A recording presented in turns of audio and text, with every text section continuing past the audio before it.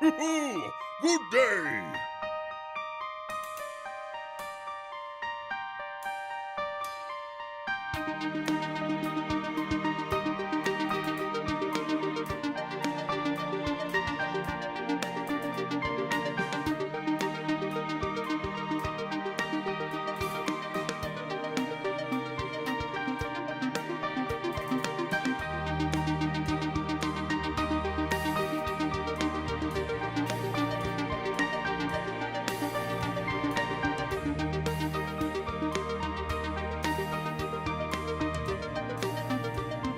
Simply smashing!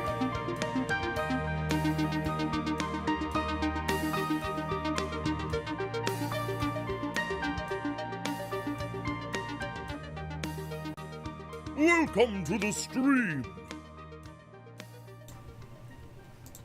Hello and welcome to Qyjari's Curious Crafts. Tonight on 3 Sheets 1 Shot, we continue our unnamed story. A mysterious darkness surrounds a previously unknown village near the west coast of Sara. You see I have the map pulled up here of my realm of Amonrath. Our adventurers, our intrepid adventurers, having recently solved a curse on the Lady Rayla in Stonebridge, have traveled to... Well, look what the cat dragged in. Do I have this thing open twice? Oh no, hey Radic! How you doing? Someone come into voice chat. I'm sounding like I'm all alone here, talking to myself. So our adventurers looked on the notice board at the local tavern and have headed off. We think we're writing one of the adventurers they could choose to Tarathiel, which is in the Sara district. You can see there on the map. Let's see, can you see my little circling mouse? It's my mouse circling music. Okay, so Tarathiel is the elven capital of Sara. Most of this realm, or this area here of Sara, is elvish. The Greymouth Point here to the south is not. It is sort of an anarchistic type of community. You're here! Must be time for tea! Hey, Lorena, glad you could join me. I thought you guys were adulting and parenting and stuff. But I'm glad you're here. I'm sure Little Red can handle it. If you guys want to join me in the stream chat party, you're welcome to. Have a say in all this. Since you are Twitch subs, you have that right to come in and write this story with me. But I was just recapping where our adventurer started. They actually went from Direbrook to Netherwork Mines to Stonebridge, then back to Direbrook, and then they sailed, we hope, across the sea to Tarathiel. Now they are going to, on foot, go westward, right across this little area here, to this mountainous area. And right here, I have drawn a map. If you want to see the map, join me on Discord. And there is a map anyone can see in the 3 Sheets 1 Shot category. It looks like, let me scroll. It looks like this. Ho ho! I need like drum roll music. I make all of my world maps using Incarnate Pro. Thanks Incarnate for letting me use your stuff. I have a sub there, so I'm able to use their product royalty free. I don't have to worry about licensing or anything, and I love it. It's great, especially the Pro, because I can have access to hundreds more terrain and buildings and all sorts of fun stuff. So I have that, and I have drawn. I really just plot things on a map. This little map here, and what it is I've got the river actually, I don't know if you can see it on here, actually starts, I think I've cut it off a little bit, this gray part here, that's actually was the river, but this blight that covers this village that our intrepid explorers are going to discover has consumed this area and has actually started working its way into the waters. Dun dun dun. I need evil music there going. Hey, can everyone hear me okay? Do I have all the right buttons pressed? And Oh, she can't. Oh, she can't have life right now. Oh. Okay, yeah, don't do that. But yeah, if you are a Twitch sub or a patron or a minion, as we talked about before, if you are a Nerdsmith minion or higher, which is pretty much everybody because the lowest one is a minion, you are welcome to join the stream chat party and be on the stream with me. Otherwise, I'll just go with chat. I have it blown up to 400% so I could see what everyone's typing, and we're going to write this story. We came up with some really clever ideas last week. Let me get back to the story part. All right, so here's where we opened it up. Of course, you meet in a tavern, as usual. They finished that Lady Rayla curse. She's all better now. They went into... we called it the cliffhanger. Yeah. We called it the cliffhanger. At the cliffhanger? Let's get rid of that second. The grammar police. Woo-wee. They decided to go to our next. They're going to... they noticed two notices on the board. The one on board, and they chose one. Now, we're writing one, but we're going to write the second one. And, we're going to let the players carry the story. So if they decide to pursue the first story, then they're going to go on this trail to Sara over the sea. And if they go to a second story, we'll just handle that in the next 3 sheets one shot. Whenever we finish this one. Okay. Okay, good. Thanks, Irena. I appreciate it. Thanks, Yimer. Okay, so they chose to go figure out what's happening over in Sara, which is, like I said, the Elven Kingdom, and apparently some mysterious area of their lands has been shrouded in darkness. People who have gone through the city have realized that it's full of undead, and it's just like a monotonous. No one pays any attention or heed to anyone who wanders through, but this land is blighted. It's cursed. It's got, the trees are dead, the buildings are crumbling. No one ever actually remembers seeing. Hey, Anchoku! Oh, you know what I'm having? Oh, that sounds good. Wow. That sounds really good, Anchoku. I'm just having a gin and tonic, but man. Oh, thanks for the sub, Anchoku! You're the best! Oh, yes! You should join me in the chat on Discord, Anchoku. You totally should. I miss hearing your sweet voice. So you should do that. I don't know why Sir Mimsy didn't pop up with the resub. I don't know why that didn't happen. I'll figure that out. I'll get my my producers on that. Okay, so they took passage on the Golden Pearl is what we named it for now, the Golden Pearl 2, because there was a Golden Pearl and it unfortunately has sunk from a previous campaign. So they took passage there, and we decided that if they chose the Dirty Trawler, which is a fishing vessel where they'd have to work off their voyage, the passage fees. What's it called? It's called something. I don't know. I've only had like two sips of my gin and tonic, and I'm muddled all right now. So we decided to call that fishing vessel the Dirty Trawler, and they'd have to work on it. And we decided if they had to work on it, chances are they were going to come across something on a sandbar, probably a large water elemental they'd have to deal with, and arrive in Tarathiel probably a week later than they meant to. So they did decide to, we're going to say that they decided to take the Golden Pearl. Didn't have an issue with the water elemental, but they could have. When they finally reach Tarathiel, they're going to meet with Queen. Oh, you know what I did? Queen Galera, that is not how you spell her name, and I knew that when I typed it. I went ahead and added, which is why this is currently 19 pages long. 3 sheets my butt. It's 19 pages long. But that's because I added, I'll scroll down. This is the original glossary from this story, but I went ahead and added all of the glossary from everybody. Every single person, place, or thing that we have identified so far in Amenrath. So we're going to find Queen Galaria, and I think it is, I'll probably make this easier, just do Control F, and it's a queen. That is not correct. Let's go to the next one. Down. That's the Bullywug Queen. There she is, Galera Feybright. That is her name. Okay. So we can look under Feybright. let's do that. We'll scroll, scroll, scroll. Feybright. And there she is. She is the Elven Queen of Sara, and she resides in Tarathiel. I have no other information about her. I don't have her age. I don't have her description. Nothing. We can deal with that later. We can add that information later. But she is, I'll correct that spelling. It's Galera. Galera. I don't even know how to pronounce it. Galera.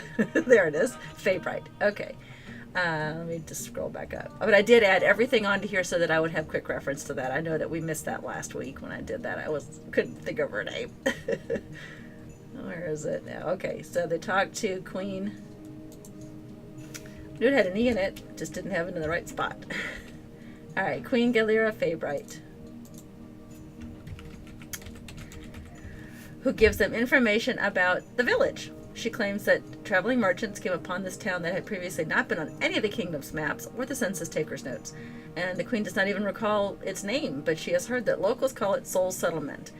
She gives the party general directions to the town, which in this case is due west over the river, which feeds from the Silver Sea, which you notice on the map, though none of her map makers have recorded it on their maps, which we noted before, so I've kind of double dipped there in the information. This will all be edited. All right, so one of my viewers, and I'm sorry I didn't write down who it was, mentioned, was it you, PK Lost? I can't remember. Yeah, I know, she's probably pretty old. I will be 3 sheets Del, I promise. I had 2 sips of my gin and tonic, but it's coming. It's gonna hit me soon. But someone came up with the idea that it would be like a Groundhog Day when someone went into the town and kind of got caught in a cycle. The curse is that they're doomed to repeat the same day over and over and over and over again. But they somehow age at the time, so all these people have been living the same day over and over and over again. I don't know how we're going to do that story-wise, or how we have to figure out how this is cured. But not your idea. Okay, someone in the chat came up with it. I want to say it was, I don't want to say the wrong name. Hey, Nana Casey, I see you lurking. Thank you for listening. You can't see anything except a story, so thank you for lurking. That's my mom, guys. Everyone give a shout out to Mom in chat. She's the best. Okay, so the party arrives and gets caught in a continuing time loop, which is what we talked about.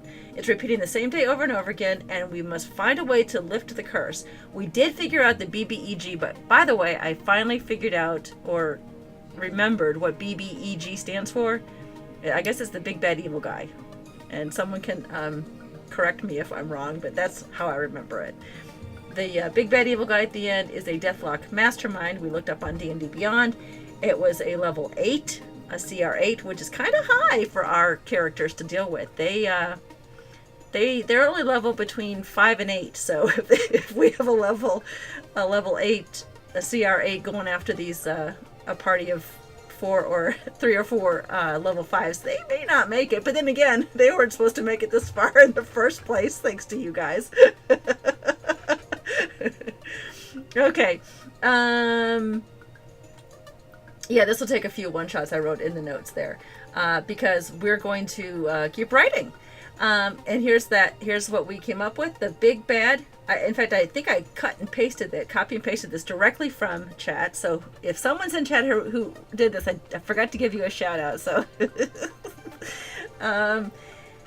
perhaps the big bad caused the flood, but a religious relic in town caused the time to loop to save the villagers.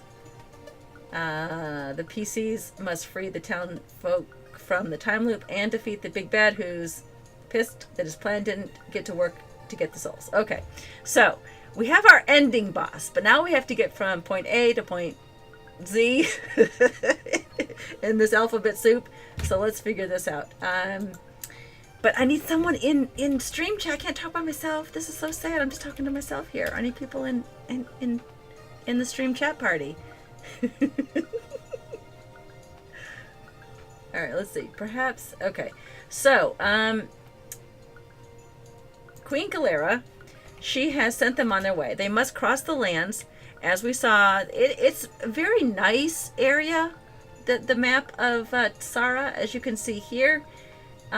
This area here from the capital city of Tarathiel, this way, it's just plains and light forests and, you know, a Fey type atmosphere. Very elvish, very, think of, what's the home city of the Night Elves in World of Warcraft? I played a Night Elf before we went to the Horde, and I can't think of what it is. I don't have any little helpers tonight, Del. A, B, C, skip a few Z. Yeah, exactly. Yeah. We'll have to come. Hey, Del, you want to come in the chat? Apparently, Layren is feeding her face, so I don't have anybody in chat right now. It's just me and no minions. I think they're out in the other room playing Minecraft, so I'll give them their Friday night. So we need to think if they're going to run into any encounter between Tarathiel and crossing this river. So scroll. Maybe they just don't have any issues crossing. Maybe the queen sends them with a guard. Queen Galera sends 2 of her finest guards. We can fix that wording later if we decide it's something else. To escort the party toward the river crossing. Do we want to give these guys names? Let's give them names. Because you guys are like just so active and chatty right now. I need to dig this hole even deeper. Okay. Let's see. Guard 1 is right now his name's Bob. And guard 2, his name is Ted. Bob Smith is an elf of indeterminate age, because no one's helped me determine it. Indeterminate age. His hair is short and gray, so maybe he's old. And his eyes are blue. His the Doofierson.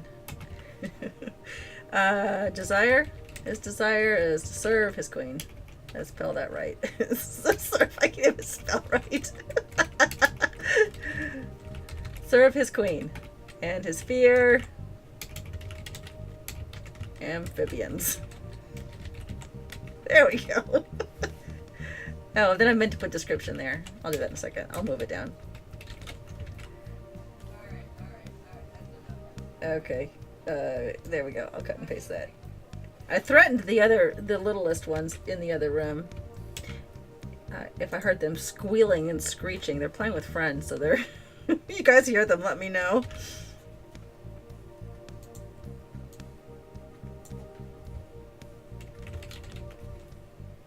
Oh, I meant to put that under descriptions. Boy, I need to start drinking, apparently. Here we go. Alright, let's see. Louis Branchervich. I love it. Alright, Louis.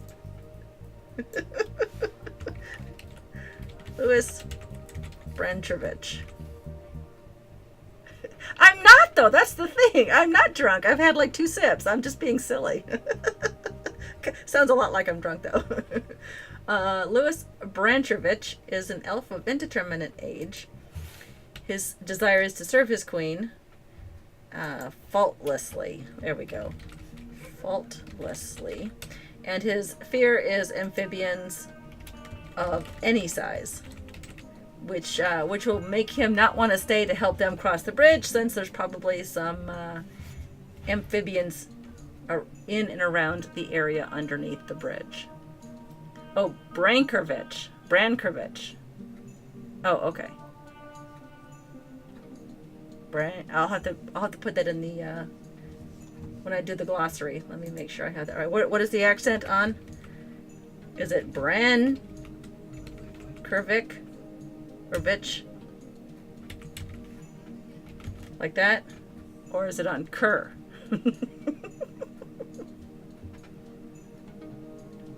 Louis Brankovich. I like it. Okay. Guard 2. Right now we've got Ted. It's Ted Smith. His desire... pastries. Let's say he's a stout elf. He will go to any length to obtain the finest confectionaries. Did I spell that right? No. Right click for the win! Confectionaries. That doesn't look right. Let's try that again. Confection-eater? Yeah, I think so. I think it's with the E. Let's see. Fear. Let's see. What is he afraid of? I don't know. What is he afraid of? I will leave that blank for a minute. His description is easy because he likes pastries. He is he's a heavyset, which is unusual, elf. We'll say he's young. He hasn't learned.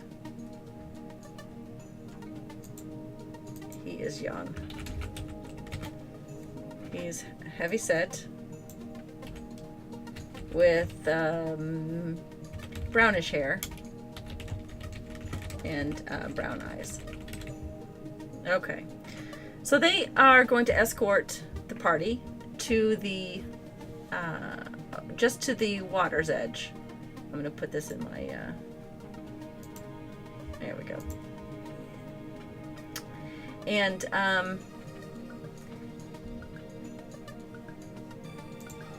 let's say, what do we want them to come across on their travels? Nothing? Did we decide that they would have no problem? I think we did. Okay, so the traveling. No, let's just say the party. Party arrives at a very old-looking stone bridge. The view across the span is obscured by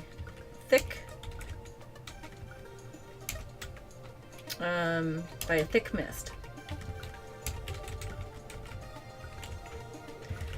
The guards, having never experienced this and are not used to magic of any kind. Ooh! Let's make guard 2, Mr. Smith, let's make him afraid of magic. Fulfill their duty,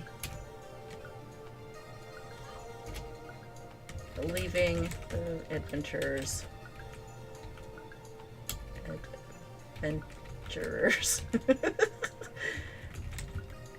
at the what's the edge of a bridge called? I don't know, something. Leaving the adventurers at the bridge and head back to Tarathiel.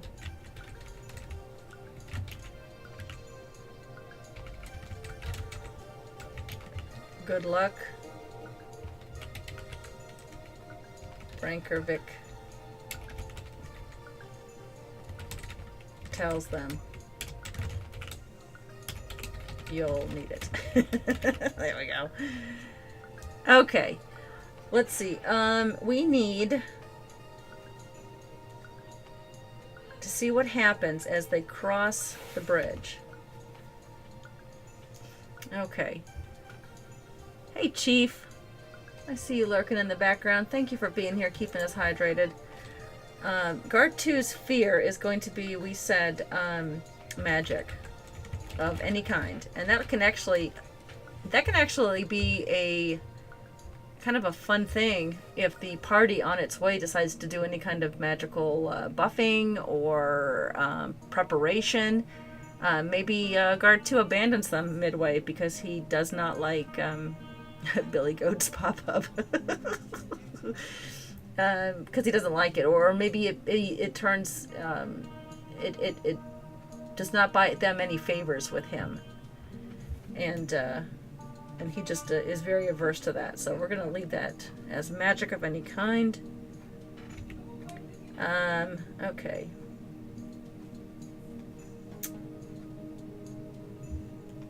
All right, so let's go back to the map and talk about what we're gonna do with the next part. So they've come down here and they've crossed they're about to cross this little bridge that brings them right over here into this slightly mountainous area on the west coast.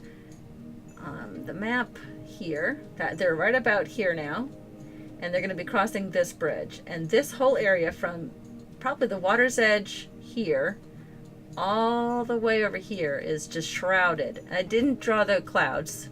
Incarnate Pro does have a cloud option, but they were fluffy white clouds, and it doesn't really go with our story, and it obscured some of the buildings, and I wanted to keep the buildings in place. I want to say that unless any of our party had is it True Sight? I don't remember what the sight is. I know it's not Dark Vision, it's something else. True Sight is something else, I think. If one of the parties doesn't have something they can see very keenly across, then they wouldn't even be able to make out anything on the shore except the darkness, except that it's just gloomy and unwelcoming. So I would say that we need to decide what kind of buildings are going to come across first. The building I have here, it's hard to see. Let me see if I can blow this up a little bit for you guys. View. Whoops, didn't mean to put it there. Let's put it at 300%. Let's see what happens there. All right, let's go back down to the other map. Okay, so this building right here is like a watchtower. On Incarnate Pro, these buildings are under the structures, and these are haunted. I just picked out the haunted buildings. I've got a tower here, a farm and a windmill here, just a general house, another house, a church with a graveyard, a house, and maybe an inn. And that's it for this city. And then I just splattered just threw some dead trees around, and as you can see, nothing is really alive in this area. All the trees are all the live trees are in the surrounding area, and they are unaffected by this blight, although not for long, because like I said, it is seeping eastward from across this area. So it's something that we need to have resolved sooner than later. Is it Devil's Sight? I don't know. I'll have to look it up. Fortunately, we have D&D Beyond to go look at that. Where is my D&D Beyond? Here we go. There's our Deathlock Mastermind. I don't know if it's Devil's Sight. Maybe it's... I'll just look under Sight. Yeah, I spelled it wrong.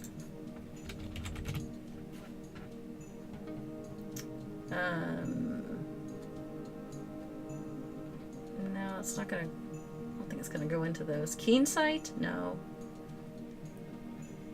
I can't remember. We'll remember it. Collectively as a group, we'll remember it. So our party is standing here. The guards have now turned and are heading back east to Tarathiel, leaving our party here at the bridge's edge. As you can see, this bridge is a haunted bridge. That was another one of the structures that I chose from the list on Incarnate. And I loved that it was crumbling in some parts. Maybe they actually have trouble crossing. But I think the people that have reported back to Queen Galira have said that they can make it through. They can travel through this weird village they've never seen before. As you can see, the trail leads down south here, and out past these gloomy mountains. And I'm too far zoomed in. Let's go back to 200. I think that's where I was. And back out where the air and everything is fine. This way. So we need to come up with what's happening next. Can they cross the bridge, or do they come across something around the bridge? Does it crumble? True sight. I think I said true sight, but yeah. But I'll have to look it up. Let me look it up while we're thinking of it. I told my minions in the other room that if I heard them during my stream, I was going to ban them from computers all weekend, so they're barely keeping it in. True sight. I don't see. No, I don't see true sight. We'll find it. Maybe that's a spell. Maybe I looked up under the wrong thing. Okay. All right, so let's see. On the bridge, what could come up from underneath? I guess nothing really. But you know what? If they choose to decide, this is something to consider. If they choose to cross and go across into that blighted area with the mud, if they choose to cross under the bridge, it's very deep. Where the water is, right here. And I would say that this whole area here, this is all cliffside. So that's really not I don't think they could really do that. That would just have to be, they'd have to give up and find a way back and get across that way. I think I even made it cliffside-y all the way to the south. So that wouldn't work. They would definitely not choose to go that route. So they will have to cross the bridge. How about we just make it so that they can cross it, just nice and easy, and then the danger lies within the city instead of being on the bridge or under the bridge. So, yeah, trolls. We could put trolls under the bridge. We actually could put trolls coming from the mountains to kind of invade the city, but maybe that's on one day. Like I said, someone mentioned this Groundhog Day, and I love the idea of having a day repeat. So maybe they wake up each morning, the undead innkeeper, who doesn't realize he's undead, says good morning, welcome to the inn. Just basically repeats the same day, similar to how Groundhog Day, the movie, was. And they had to repeat the day, but different things happen on each day. Maybe trolls do come down from the mountains, and or ogres. Because I don't think we've thrown trolls at them. And I think if we had 3 or 4 trolls at that level 5 or 6, that would work, I think. So I'm just gonna do this. We're just gonna make that note right there. Groundhog Day revisited. The party arrives and seeks out anyone with which to speak. Now,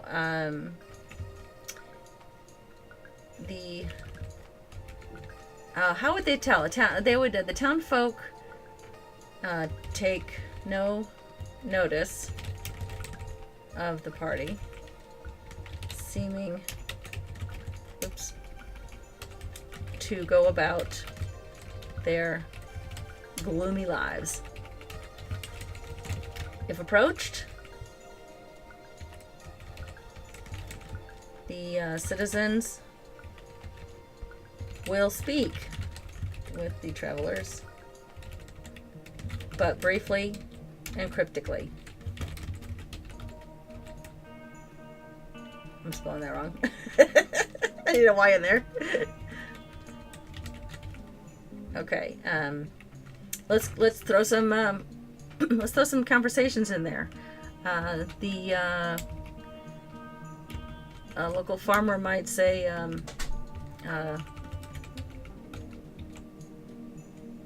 the crops come in. Oh, you know what we need to do? We need to identify them. Are they undead? Are they undead trolls? Are they undead? No, not trolls. Are they undead elves? Are they undead just a humanoid that you can't tell?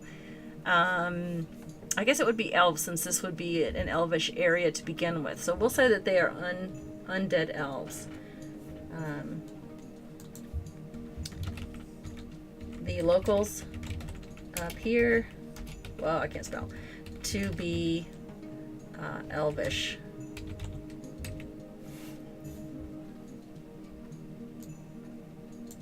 The crops have come late again this year.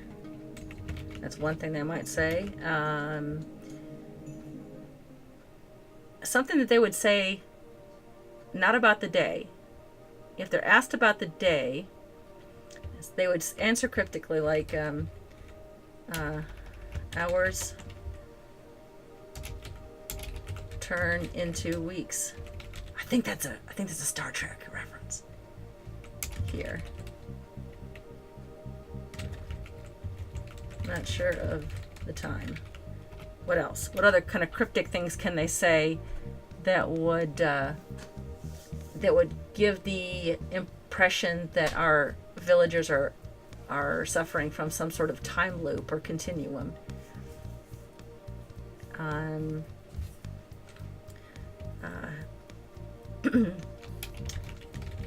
Haven't seen visitors for a long time, even if some of the visitors have recently passed through and reported back to Queen Galera about this issue. The villagers may not remember them.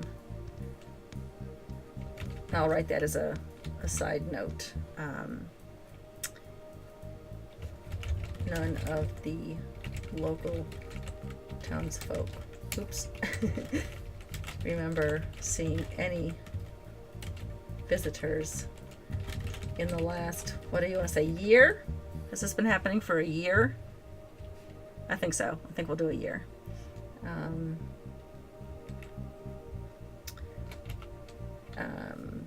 In fact, let me put that as a note at the top, so that anything that the DM wants to repeat back to the players would reflect that. So something about the crops have come late again, or have yet, maybe the crops have yet to come in this year. So the time is lost on them. Not sure of the time, haven't seen visitors for a long time. Something that's going to let our adventuring party know that there is an issue with the time, some sort of curse. All right. We'll leave that open for the another suggestion later. Okay. But we still haven't figured out how what did we say? I gotta scroll back down. The Deathlock Mastermind. You know what? Let's go look and see what his issues are. Let's go back on D&D Beyond and check out the Deathlock Mastermind and see what some of his tricks up his sleeve are. Okay, here we go. Okay. So he is a 10th level spellcaster, which I don't know if our 8th level adventurers, if they make it to 8, can handle, but we'll see.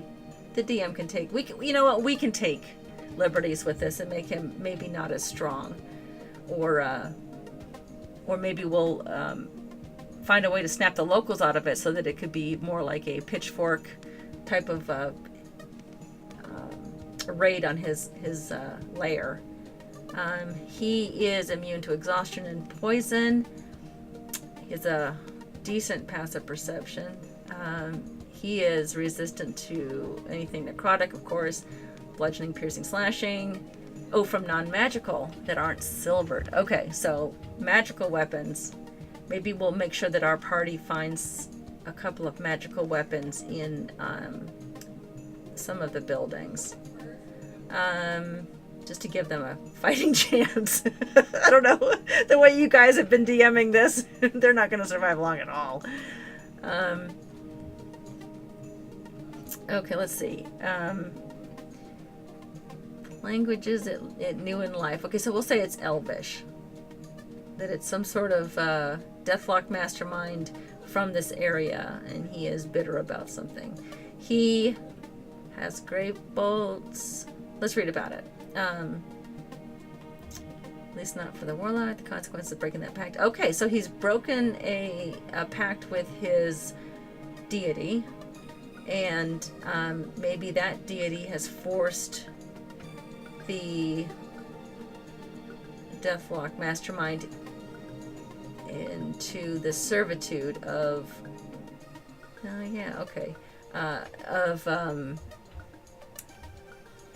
keeping or making this village an undead servants for him.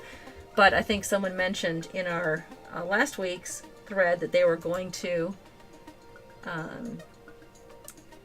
a religious relic in town had caused the time loop. Maybe one of the farmers had a undiscovered, unknown relic in his possession that protected the town from this type of thing, and it's not very powerful, so instead of overcoming it and defeating it, it just managed to put them all into a time loop that allowed time, obviously, for someone to come along and help them escape from this curse. So they're not dead per se, but they're just sort of zombie-like and kind of just living the same day over and over. They have a breakfast and a lunch and all their meals, but nothing ever seems to change. People don't grow old. It's like a time loop. Okay, I don't know why town. Oh, maybe it's towns. Yeah, townsfolk. Okay, so what could this relic be? Let's just make something up. Now they could come. Well, I don't think they're going to be undead. I think they're just going to be people who kind of give the appearance of being undead, like zombie-like, but just sort of in a zombie-like state. And they're just caught in this curse that makes them appear as undead, but they're not really. So we need to think of a relic. You know what? Let's look up a deity. Let's look up a deity on D&D Beyond and see what deity would be a one that represents life and regrowth. Can anyone come up with one of those real quick? If not, I will. I've got my handy dandy. Where's the deity? Where are the deities? I don't see the deities in here. Let's find them. Backgrounds. Official? Let's look in the... Well, let's look there. No, that's not going to help. I don't know why it didn't pop up with deity here. Maybe it's under deities. Oh, come on. Deity! Yeah, I mean, it could be it'll be like some sort of homebrew thing. Alright, where's the deities here?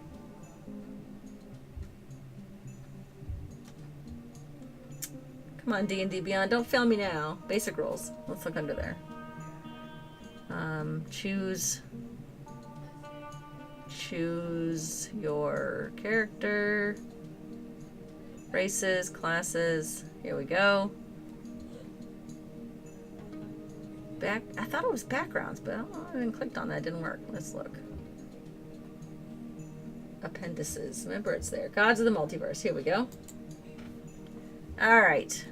We're going to go with... My world of Amonrath is distinctly either Forgotten Realms or it is Greek mythos. And that stems back from my very first... You should do Bahamut. Bahamut. Hey, Raynick. Who is Hello. that? Tell me who that is. The dragon god of justice. Sure. So it's in this Forgotten Realms thing. I'm looking. Bahamut. Where do you see that? I just clicked on it. Non-human It's not deities? the site you're looking at. I'm looking under Forgotten Realms. Is it under a different one? Here. I'll link it to you. Okay. You stick it in. Where are you putting it? You putting it in Discord? Oh, there. No, Oh, put good. it in the Okay. stream chat. It's fine. Oh, you went to the wiki. Okay. Bahamut. Let me just look him up. Yeah, I literally looked up D&D deity life growth, and it gave me like domain deities. There you go. Listen, that's about the best you can get out of me. You're doing great. You're doing great. Okay. But I remember Bahamut from Final Fantasy. Well, there you go. That works. Okay. I'm sorry, He's Bahamut. Excuse me. Bahamut, yeah. He is a metallic dragon. Okay. Where is he? There he is. Okay, the chief deity. Oh, you know what? I was spelling deity wrong. That's why it kept coming up with this. Oh, well, see, there you go. All right, all you quick spell checkers out there. No one corrected me on deity. Come on. What do I pay you for? All right. The chief deity of the metallic dragons is Bahamut, the platinum dragon. Oh, that's a big deal in the world. He dwells in the seven heavens of Mount Celestia, but often wanders the material plane on the magical guise of a vulnerable human male in peasant robes. Okay. He's usually accompanied by 7 golden canaries. Actually, 7 ancient gold dragons in polymorph form, of course. Bahamut seldom interferes in the affairs of mortal creatures, though he makes exceptions to help thwart the machinations of Tiamat. Oh, great. So we're going to have Tiamat in our world also. Great. The Dragon Queen and her evil brood. Good aligned clerics and the paladins sometimes worship Bahamut. Okay. As a lesser god, he has the power to grant divine spells. Okay. So that would work. So what we could do is oh, you know what we could do? That's the relic. What? I said I did a thing. You did a thing, yay! So Hooray. here's the relic should be that they find a platinum coated canary. Right? Like a little icon, like a little what's it called? An like idol? a talisman. Like an idol? Like an idol, yes. Idol. They find so this is good. Let's go back to our story. Okay. Alright, so we're gonna say one of the farmers. Okay. And again we're actually going backward in the story. We know what's gonna happen with what happened, but we need to figure out how we got from A to B to Z to whatever. Okay, I'll just put this below this area because we thought of it now. We'll just rearrange later. Okay, one of the local farmers shows the party an old relic that has been in his family for generations. A platinum well, it should be a golden canary though, right? Even though he's the platinum dragon, it said it was golden canaries. A golden idol in the shape of a canary. Oh, here we go. He claims that each of his brothers, all 6 of them, isn't it 7 canaries? I'll go back. I'm sorry. I got roped into parenting again. It's been a night. It's okay. Don't worry about it. Okay, 7 ancient gold dragons in polymorph form. So, I'm going to say that in the shape of a canary, he claims that each of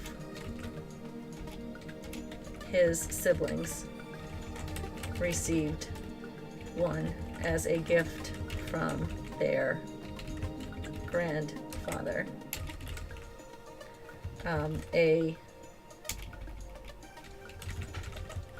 His grandfather was one of the founders, of the small village. He Let's name the grandfather. Gotta name the grandfather now. A nice good platinum dragon name. I know it's Bahamut, but we have to give him a elvish name. Something very, very, I don't know, royal sounding. Anybody?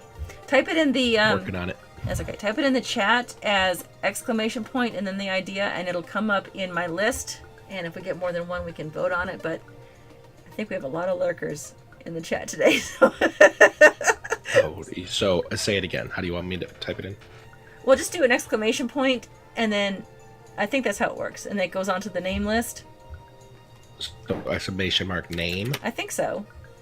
All right. I don't know how it works. Grandier. That would work. Let's see if that hit the list. I have to open the list each time.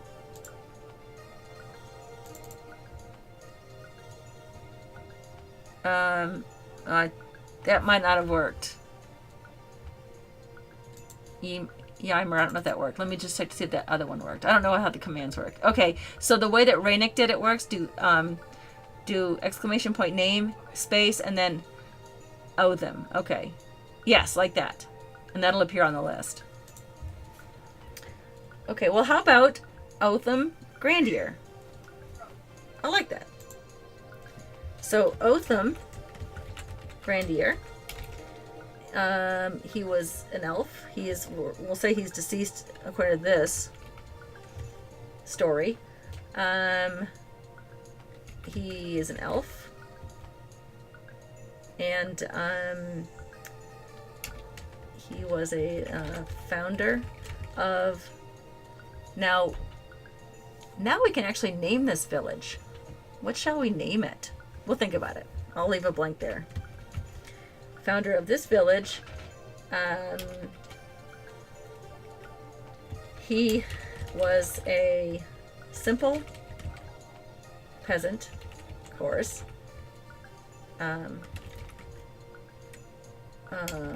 Traveling through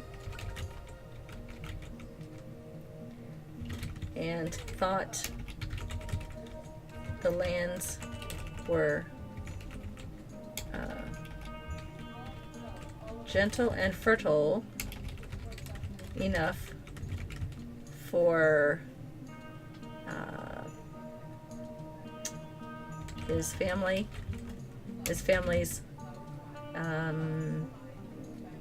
farmer.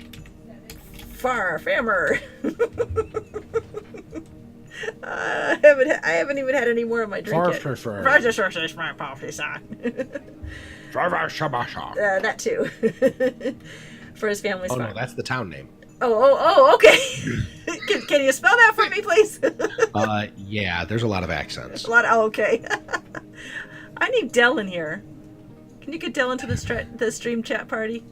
I mean, I could try. He always comes up with something. He might be caring for. I know. His missus is not feeling well. I'm sorry, Dell. Okay, so lands were gentle and fertile enough for his family's farm. Let's see. He had 7 children, who in turn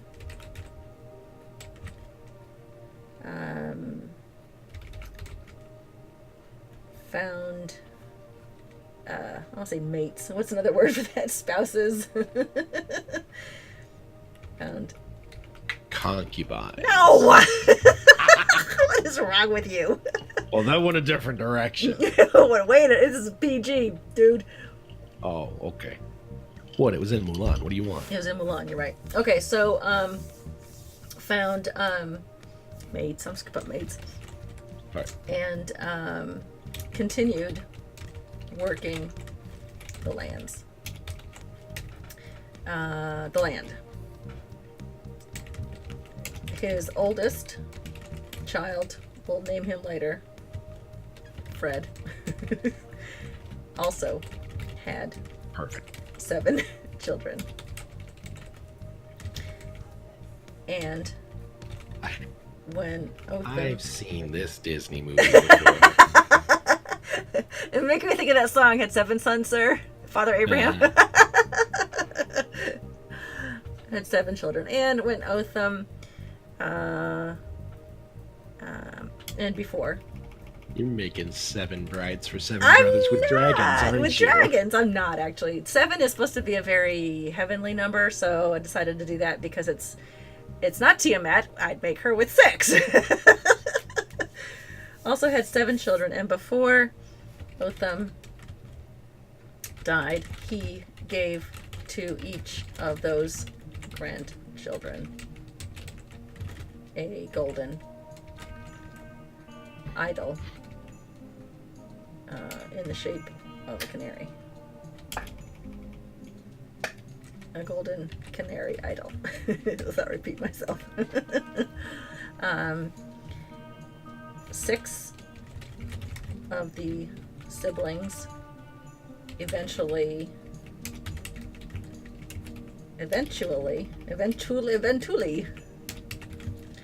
left the village and found and reestablished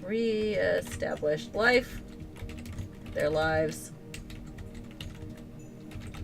throughout the kingdom of Sara. There we go.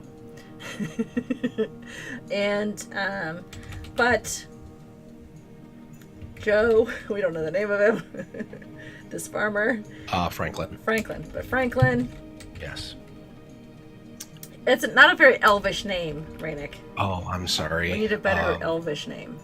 You know, Franklin, like, I don't know. Oh, there's so many accents in that one too. Right. You know what I'm going to do? Lots of A's and E's together. A's and E's together, yeah. And A's and E's together, like A-E something, right? Exactly. Okay, so we're going to go to Fantasy Name Generator. And There we're you going to go. look up elvish names. I have to go launch things. Go launch things. Because I'm at 8, so I gotta launch things. I didn't want you to sit by yourself. Oh, it's 8 already. Okay, we're going to stop soon. Go launch things, get ready. We're going to raid you. Don't worry. We're going to look up this elf name, then we're going to raid you. Keep. Okay. Elf name. Oh, here we go. Let's find some male elf names. This is a great site, guys. If anyone needs names for anything, anywhere, just go to Fantasy Name Generator. Awesome. They use cookies. Okay. Let's see. Let's pick Edward with a Y. No, that's 2. Let's go. Oh, Morthil. I like Morthil because that kind of goes with the first name. I like that. Morthil. Okay, back to our story. And it's already 8! No one stopped me in my... Morthil, the eldest, stayed. Okay, so we're going to end there, and I think we've got a better understanding of where we're going for our story, which is awesome. We've got some names. I'll have to add those to the glossary, which is growing. It's, like I said, 19 pages. This thing is 20 pages long. So much for 3 sheets. All right, guys. Thank you so much for joining me. If you are a patron, I have switched over to Nerdsmith. I recently became a creator for Nerdsmith. Very happy with that. They are awesome. They promote love and positivity, just like Rainick does on his channel. And so I feel right at home with the Nerdsmith family. They give out creator coins when you join and subscribe to them. And those creator coins go directly to any creator on Nerdsmith. And those creator coins are, if you give one to me, I benefit directly from that. So that's awesome. I do want to show you this awesome picture that I have here. On March 16th, which is a Saturday at 9 p.m. East, I'm not running it, Drake's gonna run it, but I'm in it, a one-shot called The Band of Bothers. They all came up with that name. I liked something else, but I was outvoted. This is a D&D one-shot here, live, in our D&D room. Actually my streaming studio, but we're gonna rearrange stuff and make it a D&D room. And Drake's gonna run us on a story. There's 5 of us. We've got Cog, the half-elf paladin. We've got Grump, who is our dwarven cleric, and of course me, Ronan, the ranger, with my trusty sidekick Naku. We've got Avi, the halfling rogue, and our newest player, who's only played probably a couple hours of D&D total, is Emancipation our Tiefling Sorcerer? Could he pick a harder race and class to play on his second attempt? I don't know. He's a pretty clever guy, so he'll figure something out. But we are going to have a great time. We're all together in the same room. No one's streaming in. No one's Skyping in, Zooming in, whatever. We're all here in the same room, and we'll have multi-cameras going. You can watch it live for free here on Twitch on March 16th at 9. But then it becomes property of Nerdsmith. And to see it again or to point people toward it, they have to be a subscriber to Nerdsmith to see it. Those are the extra bonus content. This is some of the bonus content that the creators provide only to the subscribers at Nerdsmith. So I'm excited to do that. And I'm supplying other things as well, but this is my big one. I'm really excited about it. This coming Tuesday, I will be continuing work on Miramore. We have stopped work on the actual huts, the halfling houses that we're working on. Oh, let me just scroll back on my map here and show you Miramore, where it is on the map, because this is all part of my world of Amon-Rath. Miramore is right here. This flooded area here wasn't there before. Miramore was further inland on a cliffside with shallower waters there. But it was flooded, and now it is partially submerged and long abandoned. But I've been building it for a future campaign that Drake's running. And it's the first time I've ever built a vertical terrain, and I'm very excited about that. We have finished with the huts for now, and I'm going to start working on the actual cliffside. So that'll be interesting. A lot of foam. I'm excited that I got a new foam cutter in the mail today. So one of those hot wire foam cutters, we'll be working with that, making all sorts of shapes and sizes, and probably burning ourselves, I don't know. And then next Thursday on Anne's Tree, I will be making a donut ornament that was voted on by my viewers yesterday on yesterday's episode, where I made a little pizza, a little pepperoni pizza. Okay, tonight at 10 o'clock after Rainick's stream, or I don't know if he runs long, he may run long, is Riff and Rabble. And they're running Storm King's Thunder. They're back at D&D, so if you want to head over to them and watch them tonight at 10 p.m. East, I'm excited to promote them as usual. But right now, let's raid Rainick. I'm going to go to my thank you screen and raid him. And thank you once again, all of you, for participating and being a part of this stream. I love this process, and it's even better with you guys along with the ride. All right, let's see if I can do this right. I'm self-producing. Ah! I missed that smiling face. Hey, Anchoku. We were just about to leave and go raid another channel. But thank you for being here.